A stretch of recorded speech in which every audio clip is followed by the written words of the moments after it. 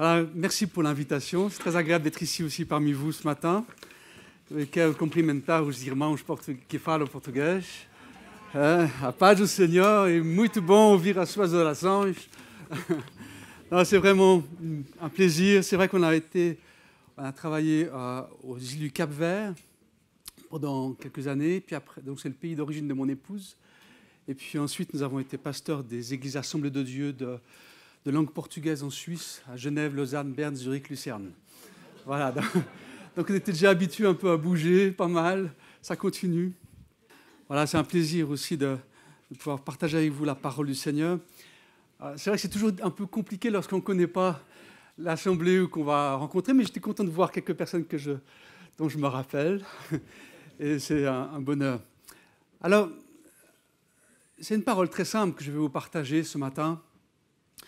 Il y a une des caractéristiques de l'être humain, c'est son besoin de trouver des modèles, ou du moins un modèle, un exemple à suivre.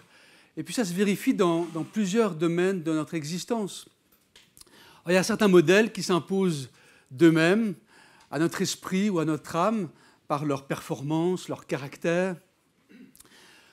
Alors ils sont une formidable source d'inspiration, un encouragement qui peut aussi nous pousser à aller plus loin, à nous dépasser, à croire même ce qui nous semblait impossible jusque-là. Puis d'autres modèles sont simplement le produit du vide ou encore un produit de consommation savamment élaboré par des sociétés de marketing, les médias, les réseaux sociaux, il y a un peu de tout. Mais qu'est-ce qu'il en est de notre vie spirituelle? Qu'est-ce qu'il en est Quel est ton modèle? Quel est notre modèle? Il n'y a que 2 personnes dans la Bible qui ont eu, je dirais, l'audace, le courage ou l'authenticité de se présenter comme des modèles. Seules 2 personnes. Et nous on dit, faites comme moi, imitez-moi, suivez mon exemple. Jésus lui-même a déclaré, je vous ai donné un exemple afin que vous fassiez comme je vous ai fait. Je vous donne un commandement nouveau, aimez-vous les uns les autres. Comme je vous ai aimé, vous aussi, aimez-vous les uns les autres. Et il le répétera un peu plus tard, voici mon commandement, aimez-vous les uns les autres comme je vous ai aimé. Et le second, c'est Saul de Tarse, l'apôtre Paul, qui dira à plusieurs reprises, même à de nombreuses reprises, imitez-moi comme moi aussi j'imite le Christ. Aux chrétiens d'Éphèse, il écrit, soyez donc les imitateurs de Dieu, puisque vous êtes ses enfants bien-aimés, et vivez dans l'amour en suivant l'exemple de Christ qui nous a aimés et qui s'est donné lui-même pour nous. Donc il est important que nous comprenions qu'il s'agit plus que d'une identification, que d'une imitation, de suivre le comportement d'une personne ou sa manière de faire, d'être, comme ça, mais c'est d'une vie nouvelle que nous recevons. Quand j'ai reçu cette parole de Jésus, « Toi, suis-moi », il ne s'agissait pas à ce moment-là d'un changement dans ma manière de vivre, de parler, d'agir ou quoi que ce soit, une sorte d'amélioration de ma personne, ni comme une mise à jour. Voilà, on va améliorer un petit peu le Samuel là, qui était là, pas trop mauvais quand même, mais c'est sa vie à lui-même que j'ai reçue. C'est la vie divine de Jésus que nous recevons lorsque nous croyons en lui. Celui qui a le Christ, celui qui a le Fils, a la vie. C'est la vie de Dieu lui-même que tu as reçue. Tu n'as pas à chercher à te perfectionner toi-même, à chercher à t'améliorer. On va lire maintenant une parole de Jésus qui m'a complètement révolutionné et qui, je crois, aussi peut et va aussi révolutionner ta vie chrétienne si ce n'est pas encore déjà le cas. C'est dans l'évangile de Jean, chapitre 17, et au verset 22. Dans Jean, chapitre 17, verset 22. 2 petits versets. Jean 22. Je leur ai donné la gloire que tu m'as donnée, afin qu'ils soient un comme nous sommes un. moi en eux et toi en moi, afin qu'ils soient parfaitement un et qu'ainsi le monde reconnaisse que tu m'as envoyé et que tu les aimes comme tu m'aimes. Que tu les aimes comme tu m'aimes. Écoute bien cela. Dieu nous aime comme il aime Jésus. Dieu t'aime comme il aime Jésus. Alors, un petit exercice, j'aime bien faire travailler un peu les gens. Tu vas répéter après moi. Dieu m'aime comme il aime Jésus. Pour être sûr que ça rentre bien. Dieu m'aime comme il aime Jésus. Dans sa prière, Jésus demande que le monde qui nous entoure puisse reconnaître cette vérité. C'est ça la prière de Jésus. Que le monde reconnaisse que Dieu le Père nous aime comme il aime Jésus. Mais avant que cela puisse arriver, avant qu'il puisse s'en apercevoir, il est nécessaire que cette vérité habite, qu'elle s'imprègne dans notre vie, dans notre cœur, qu'elle domine en nous, en premier lieu. Alors je crois qu'en théorie, beaucoup de chrétiens croient que nous avons un Père plein d'amour dans le ciel. On l'a chanté ce matin. Nous avons un Dieu qui nous aime. Mais le fait que la plupart soient tellement préoccupés, affairés, anxieux, en proie à toutes sortes de craintes ou d'insécurités, ce fait-là démontre que soit ils n'y croient pas de tout leur cœur, soit ils n'en connaissent pas véritablement la réalité. Je voudrais même dire que le nombre de chrétiens qui osent croire que Dieu les aime autant qu'il aime Jésus est encore plus réduit. Alors je vous avoue que moi non plus, je n'aurais jamais osé croire une telle affirmation si Jésus lui-même ne l'avait pas affirmée de manière aussi claire. Quand les yeux de ton cœur s'ouvrent à cette vérité si glorieuse, alors toute ta perspective de la vie, toute ta vision du monde change. Il y a une profonde transformation qui s'opère dans ta vie, dans ton cœur. La dépression, les râleries, toutes sortes de ténèbres disparaissent alors complètement de ta vie. Je le sais parce que c'est ce qui m'est arrivé. Alors, tout a commencé, alors je vais vous donner quelques paroles de mon témoignage. Tout a commencé quand j'avais encore que 15 ans. J'avais une enfance, une adolescence, heureuse. Tout allait pour le mieux. Des parents merveilleux, des facilités scolaires, des super amis, une vie sportive. Je croquais la vie à pleines dents. Et j'avais juste ce qu'il me fallait comme religion. Je lisais la Bible, c'est pas mal quand même. Je priais, pas mal. J'accompagnais mes parents au culte. Waouh. Et en fait, si on m'avait posé la question, est-ce que tu es chrétien? Je dis oui, moi je suis chrétien, voyons. En tout cas, je ne suis pas musulman. Ouais, je suis chrétien et beaucoup de gens pensaient que oui, Samuel, c'est bon, quoi. Mon hobby, c'était le cyclisme. Et j'ai commencé la compétition comme cadet. Et tout mon temps libre et le peu d'argent que j'avais, tout y passait en fait.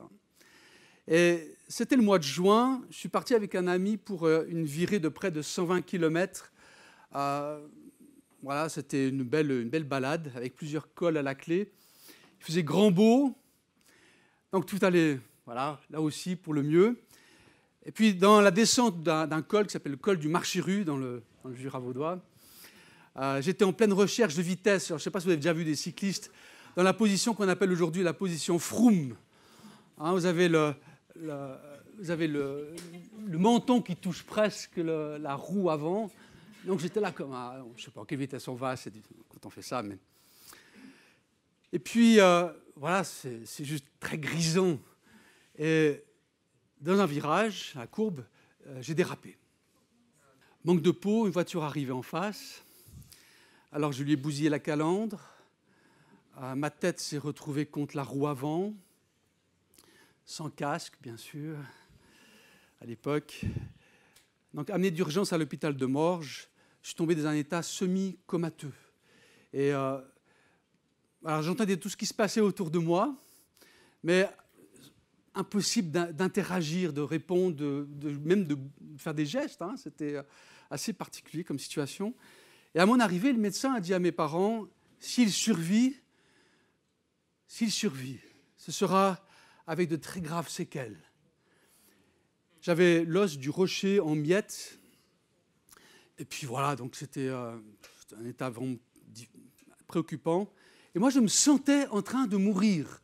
C'est bizarre, c'est comme si c'est une sensation étrange, c'est comme si la vie me quittait mon corps par les pieds. Ça partait, la vie partait. Et puis, le pire, en fait, c'était l'angoisse que je ressentais. Il y avait une angoisse terrible qui a commencé à habiter mon cœur.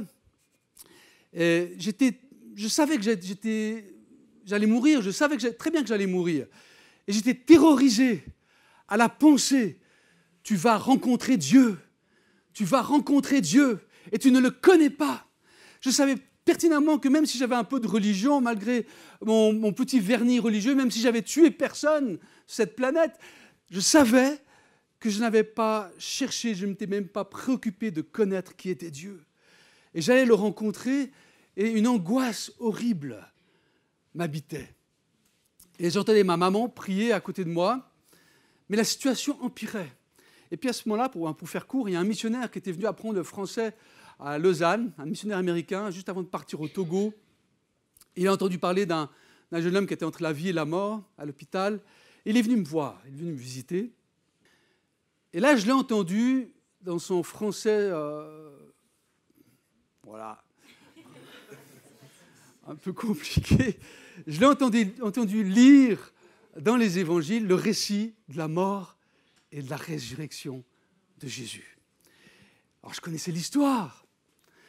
Mais là, il y a eu comme une explosion dans mon cœur, dans ma vie. C'est une explosion, une déflagration. J'ai été inondé d'un amour extraordinaire qui a envahi mon cœur, qui a envahi tout mon être. Et ma culpabilité, l'angoisse, tout ce qui serrait mon cœur a disparu d'un seul coup. C'était là, une libération. J'étais inondé de cet amour extraordinaire. Je me savais à ce moment-là aimé par Dieu, qui avait tout donné pour moi, qui avait donné ce qui avait de plus précieux, son Fils Jésus, alors que moi, j'avais conscience que je ne pouvais rien lui donner. Je n'avais plus rien, j'allais mourir. Et à ce moment-là, tout a changé. Je savais aussi que même si je mourais, la minute qui suivait, il m'accueillerait dans sa présence. Le ciel, à ce moment-là, a rempli ma chambre d'hôpital. Et cet homme est parti sans que je puisse lui dire ce qui s'était passé. Je l'ai retrouvé quelques années plus tard au Togo. C'est la grande surprise. Je dis, waouh! Ah, il était tout content quand même. Hein. Enfin, mon état s'aggravait. Puis quelques jours après, le pasteur de mes parents est venu avec plusieurs frères, plusieurs hommes de l'église. Je veux dire des gens normaux, hein, ce n'étaient pas des extraterrestres. Hein, je les ai connus après. Il y en a un qui était peintre en bâtiment, l'autre qui était mécanicien à l'Arsenal. Voilà, c'est des gens normaux. Et ils m'ont dit, je les ai entendus dire, hein, j'entendais seulement, Samuel, nous croyons que Jésus guérit encore aujourd'hui les malades. Nous allons prier pour toi et nous nous attendons à ce qu'il fasse un miracle dans ta vie. Moi, je n'avais qu'une envie, c'est de leur dire, oui, je crois aussi. Il n'y a rien qui sortait. Et puis, donc, je les ai entendus prier et rien ne s'est passé. Mais rien. Ils sont sortis de la chambre, rien ne s'était passé. Mais moi, là, au fond de mon cœur, je savais que Jésus m'avait guéri. Je savais pertinemment. Ce Jésus qui m'aime tellement, c'est ce Jésus qui me guérit. Et puis, voilà, dès cet instant, mon état a commencé à s'améliorer. Je suis sorti de mon état semi-comateux. Après 10 jours, je me trouvais devant le médecin qui m'avait accueilli, réceptionné plutôt comme ça, le premier jour. Et je l'ai entendu me dire « Jeune homme, je n'ai pas de mots pour expliquer cela. Voici les radios à votre arrivée. Voici celles que nous avons faites ces derniers jours. Ça devrait être l'inverse. Il n'y a plus aucune trace de fracture de l'os du rocher. » Il dit, c'est même pas comme si ça avait été recollé. Il n'y a plus aucune trace. C'est comme si jamais rien ne s'était passé. Alors ils avaient peur pour moi, pour la suite, que j'ai des difficultés de concentration, que voilà, la vie était encore plus belle après. Mais c'était le début, surtout d'une ma belle aventure avec Dieu. Cette découverte toujours présente de son amour infini pour moi. J'aime cette parole de David qui, pour moi, elle résume exactement ce que j'ai pu vivre. C'est dans le psaume 18, verset 22, il dit, on la trouve 2 fois dans la Bible, c'est quand même bien. Il m'a mis au large, il m'a sauvé parce qu'il m'aime. C'est juste ça, juste parce qu'il m'aime. Et ce matin, je suis venu te dire que Dieu t'aime exactement de la même manière et tout autant qu'il aime Jésus. Quand un chrétien reçoit cette révélation, il peut voir que tout ce qui se trouve sur son chemin a été permis par un Père plein d'amour. Tout? Vraiment tout? Eh oui, parce que le Père nous chérit comme la prunelle de son œil. Il te chérit comme ce qu'il y a de plus précieux dans tout l'univers. Il n'y a aucune circonstance de notre vie qui devrait nous faire râler, même pour les Français, ou nous plonger dans la déprime. Nous pouvons apprendre, comme le dit Paul dans sa lettre aux Philippiens, le secret d'être content. Il dit « Réjouissez-vous toujours dans le Seigneur. Réjouissez-vous », je répète. J'ai appris en toutes circonstances à être content de ce que j'ai. Je sais vivre dans l'abondance, je sais vivre dans la disette. L'important, je peux tout vivre grâce à celui qui me fortifie. Donc c'est une dynamique extraordinaire qui se met en place dans ta vie et qui a pour fondement cette certitude inébranlable. Dieu t'aime de la même manière et tout autant qu'il aime Jésus. Tout autant. Ce n'est pas parce que tu pries, ce n'est pas parce que tu ne jeûnes pas assez que tu n'as pas une vie victorieuse. La victoire, elle ne vient pas de nos efforts surhumains, mais elle vient par la foi. Et puis, la foi, là, c'est un grand mot, la foi. La foi en qui que quoi, hein? La foi dans l'amour parfait que le Père, que Dieu a pour toi. Ce n'est pas simplement une technique d'avoir la foi dans ce que Dieu dit. Ce n'est pas une technique de se convaincre soi-même ou de se laisser convaincre par les autres. C'est la foi qui vient lorsque tu reçois la révélation de l'amour de Dieu pour ta vie. Et ça, c'est inébranlable. Inébranlable. Je connais malheureusement bien de chers enfants de Dieu qui vivent sous une condamnation diabolique. Ils écoutent Satan qui leur dit sans cesse « Tu ne jeûnes pas assez, tu ne pries pas assez, tu ne témoignes pas assez, tu n'étudies pas assez la Bible, etc. » Et là, la liste, elle est longue. Hein. Alors, c'est peut-être vrai. Peut-être bien que tu pourrais prier davantage. Peut-être bien que tu pourrais jeûner davantage. Peut-être bien que tu pourrais lire davantage ta Bible, etc. Mais pourtant, c'est une véritable tromperie. Et ça marche. Ces chers chrétiens se laissent entraîner dans un circuit infini d'activités, s'embourbent aussi dans une multitude d'œuvres mortes. Faire. Ça vous étonne peut-être que l'autodiscipline, une certaine lecture de la Bible, le jeûne, la prière, l'évangélisation même, puissent être des œuvres mortes. Je pensais pourtant qu'un bon chrétien, il faisait ça. Et pourtant, c'est le cas lorsque ces activités ne puissent pas leur origine dans l'amour de Dieu. Et elles ne peuvent avoir l'amour de Dieu pour origine que si tu es pleinement assuré que Dieu t'a aimé le premier. On peut tomber tellement facilement dans un piège où on essaye de plaire à Dieu par toutes sortes de choses, alors qu'il te dit simplement « Mais je t'aime. Point. Accepte-le. » La prière de Paul pour les frères et sœurs d'Éphèse était qu'ils soient enracinés et solidement fondés dans l'amour de Dieu. Cette prière, elle est très utile. Vous pouvez la trouver dans Éphésiens chapitre 3. C'est pourquoi je me mets à genoux devant le Père, de qui dépendent comme d'un modèle toutes les familles des cieux et de la terre. Je lui demande qu'il vous accorde, à la mesure de ses glorieuses richesses, d'être fortifiés avec puissance par son esprit dans votre être intérieur, que le Christ habite dans votre cœur par la foi, enraciné et solidement fondé dans l'amour. Vous serez ainsi à même de comprendre avec tous ceux qui appartiennent à Dieu combien l'amour de Dieu, l'amour de Christ, est large, long, élevé, profond. Oui, vous serez à même de connaître cet amour qui surpasse tout ce qu'on peut en connaître. Et vous serez ainsi remplis de toute la plénitude de Dieu.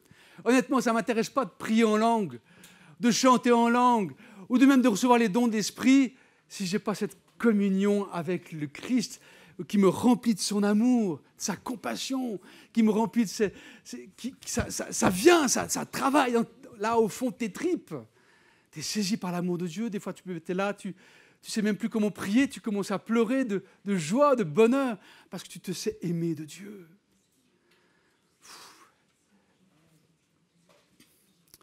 Les gens d'Éphèse, à qui ces paroles étaient adressées par Paul, étaient-ils déjà convertis? Oui. Étaient-ils déjà baptisés? Oui.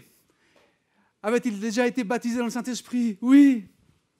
Et pourtant, ils avaient encore besoin d'être fortifiés par le Saint-Esprit dans leur être intérieur et de recevoir une révélation toujours plus grande de l'amour de Christ, de connaître cet amour dans toutes ses dimensions. Quand le Seigneur te confie une œuvre, quand il t'appelle à une mission précise, quand il t'envoie quelque part ou vers certaines personnes, le but, ce n'est pas d'accomplir cette mission. Le but, ce n'est pas de gagner ces gens, ou d'avoir raison, mais ce qu'il cherche en te confiant cette mission, en t'envoyant dans cet endroit, en te disant, voilà, ce que je veux de toi, c'est que ton amour, l'amour qu'il dépose en toi grandisse, que ton cœur s'élargisse et que tu puisses encore plus aimer ces gens vers lesquels il t'envoie, ressentir vraiment l'amour de Dieu pour eux. C'est ce que Dieu fait. Quand Paul ensuite parle aux Éphésiens du service que l'on peut exercer, des différents ministères, des différents dons, aux chrétiens aussi de Corinthe, lorsqu'il leur parle des manifestations de l'esprit, du surnaturel que Dieu a en cadeau pour tous ses enfants, alors il a clairement expliqué que ces manifestations de l'esprit ne sont pas contraires à l'amour, mais que sans cet amour, elles n'avaient aucune valeur. Mais rien. L'amour de Dieu doit être la base de notre service chrétien. Allez, je ne résiste pas à la tentation de vous lire ce texte que vous connaissez bien. En effet, supposons que je parle les langues des hommes et même celles des anges. Si je n'ai pas l'amour, je ne suis rien de plus qu'une trompette claironnante ou une cymbale bruyante. Supposons que j'ai le don de prophétie, que je comprenne tous les secrets et que je possède toute la connaissance. C'est quand même intéressant. Supposons même que j'ai dans toute sa plénitude la foi qui peut transporter les montagnes. si je n'ai pas l'amour, je ne suis rien. Si même je sacrifiais tous mes biens, et jusqu'à ma vie pour aider les autres, au point de pouvoir m'en vanter, si je n'ai pas l'amour, cela ne me sert de rien. L'amour est patient, plein de bonté. L'amour n'est pas envieux, il ne cherche pas à se faire valoir, il ne s'enfle pas d'orgueil, il ne fait rien d'inconvenant, il ne cherche pas son propre intérêt, il ne s'aigrit pas contre les autres, il ne trame pas le mal. L'injustice l'attriste, la vérité le réjouit. En toute occasion, il pardonne, il fait confiance, il espère, il persévère. Puis cette parole, l'amour n'aura pas de fin. L'amour n'aura pas de fin. Cette parfaite assurance de l'amour de Dieu. Voilà ce qui permet à notre service de porter du fruit. Pas seulement dans l'immédiat, mais dans la durée. Et Jésus en donne le témoignage quand il parle de sa relation avec le Père et des miracles qu'il accomplit. Il dit vraiment, je vous l'assure, le Fils ne peut rien faire de lui-même, de sa propre initiative. Il agit seulement d'après ce qu'il voit faire au Père. Tout ce que le Père fait, le Fils le fait également, car le Père aime le Fils et il lui montre tout ce qu'il fait.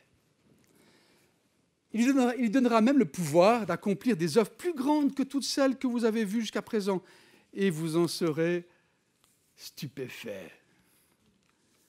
Toutes les œuvres de Jésus avaient pour origine cet amour du Père. Le Père aime le Fils, lui montre tout ce qu'il fait. J'ai commencé à prier comme cela. Seigneur, montre-moi, puisque tu m'aimes, comme Jésus, montre-moi ce que tu fais. Et que je puisse aussi travailler avec toi, que je puisse œuvrer avec toi. Et c'est juste magnifique. Non seulement tu es relax, tu n'es pas là en train de dire qu'est-ce qu'il faut que je fasse moi. Non, tu dis Seigneur, montre-moi ce que tu fais. Et après, tu peux entrer dans ce que Dieu fait. Je croise des gens dans les magasins. Et je me dis voilà ce qui se passe dans sa vie. Voilà ce que je veux lui dire. Va lui dire. Alors, je ne viens pas par la personne en disant « Ainsi parle l'Éternel, le Maître de l'univers ». Non, je dis « Salut Alfred ». Je pensais à quelque chose en te voyant tout à l'heure. Puis paf, et ça rentre. Et les gens sont touchés. Et puis c'est l'amour de Dieu qui commence à imprégner leur vie jusqu'à ce qu'il y ait une pleine révélation. Jésus dit aussi « Le Père aime le Fils et lui a donné plein pouvoir sur toute chose. » Donc, pas seulement la puissance, mais l'autorité de Jésus dépendent de cet amour que le Père porte à Jésus et qu'il a aussi pour toi. Le monde est rempli de gens, d'hommes et de femmes à la recherche de quelqu'un qui les aime. C'est pour ça que les chansons d'amour, ça marche toujours. Ouais. Je dirais même que beaucoup de chrétiens vont d'église en église, désirant tout simplement être aimés.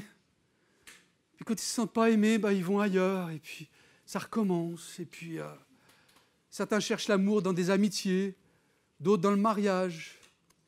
Mais cette recherche, elle se solde par une profonde déception. C'est comme des orphelins, terriblement insécurisés. Et puis, simplement, après, ce qui se passe, c'est qu'il y a une sorte de pitié de soi qui s'installe. C'est terrible. Puis malheureusement, même après leur conversion, beaucoup d'enfants de Dieu restent avec ce sentiment d'insécurité, alors qu'ils n'ont plus aucune raison de continuer à vivre de cette manière. Il n'y a plus aucune raison. La réponse, ce n'est rien d'autre que l'amour de Dieu pour nous. Il dit que tous les cheveux de ta tête sont comptés, qu'il nourrit même les petits moineaux, les milliards de moineaux qui existent sur la planète Terre qui sont nourris par ton Père. Mais il y a plus que cela. Il a dit, à travers l'apôtre Paul, lui-même qui n'a pas épargné son propre Fils, qu'il a livré pour nous tous, comment ne nous donnera-t-il pas tout avec lui? Alors, je ne vais pas faire beaucoup plus long. Dieu parfois prépare des circonstances de notre vie où nous pouvons être déçus par les hommes, par les femmes, par nos amis, les membres de notre famille, dans un seul but parfois, que ça arrive, c'est pour que nous nous attachions à lui et que nous découvrions son amour infini, son amour éternel, qui ne faillit jamais. Mais plus encore, il désire que tu puisses comprendre qu'il t'aime comme il aime Jésus. Combien de problèmes seraient résolus dans bien des vies si les cœurs s'ouvraient à comprendre que Dieu t'aime exactement comme il aime Jésus. Ni plus, ni moins. Exactement comme Jésus. Ça ne dépend pas de tes efforts. Il t'aime. Un point, c'est tout. Il t'aime. Et puis, cette parole de Jean dit, quant à nous, nous aimons parce que Dieu nous a aimés le premier. C'est ce qui se passe lorsque tu découvres l'amour de Dieu dans ta vie. Tu sens que ça déborde. Tu n'as qu'une envie, c'est de le donner à d'autres, de le partager, de le transmettre. Et puis, ce n'est pas tout.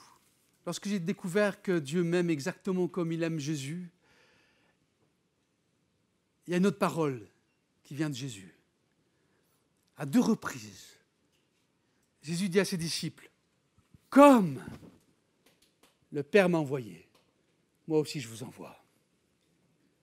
Je vous envoie avec ce même amour. » Et ce matin, j'aimerais simplement qu'on puisse donner au Saint-Esprit la possibilité de poursuivre son travail, son œuvre dans nos vies, dans nos cœurs.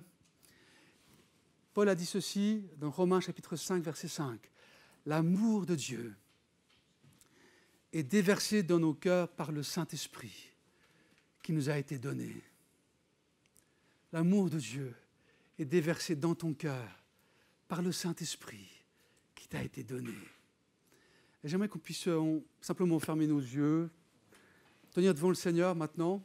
Ce n'est pas obligatoire de fermer les yeux, mais simplement ne pas nous laisser distraire et dire au Seigneur, Seigneur Jésus, j'ai entendu ta parole. Tu as dit, comme je vous aime, aimez-vous les uns les autres. J'y arrive pas. C'est pas possible. Humainement, c'est pas possible. Je ne peux pas aimer comme toi. Et tu connais mon cœur, tu connais les blessures de mon cœur, tu connais ce qui fait mal, tu connais mes déceptions, tu connais mes craintes, tu connais ce qui serre mon cœur. Je te prie, viens déposer ton amour dans mon cœur. Viens me révéler ton amour. Viens me révéler l'amour du Père pour moi. Cet amour qui est infini, éternel, tout-puissant, pour tout changer. Je t'ouvre mon cœur. Viens, Saint-Esprit, exerce ton ministère dans ma vie. J'ai besoin de toi. J'ai besoin d'aller plus loin avec toi. J'ai besoin de grandir encore dans cet amour. J'ai besoin de croître encore dans la connaissance de cet amour. Viens à mon aide. Et au nom de Jésus maintenant, je proclame que l'amour de Dieu bannit la crainte. Je proclame que l'amour de Dieu bannit la crainte dans ta vie. Tu as des craintes qui sont venues s'installer dans ton cœur, dans tes pensées, dans tes sentiments. Ça se manifeste même physiquement dans ta vie. Je les bannis maintenant au nom de Jésus. Elles n'ont plus aucun droit dans ta vie. Et je proclame que l'amour de Dieu coule maintenant sur ta vie. Coule. Il vient inonder ton cœur, inonder ton âme. Il vient remplir ta vie. Maintenant, au nom de Jésus. Merci Seigneur. Merci Jésus.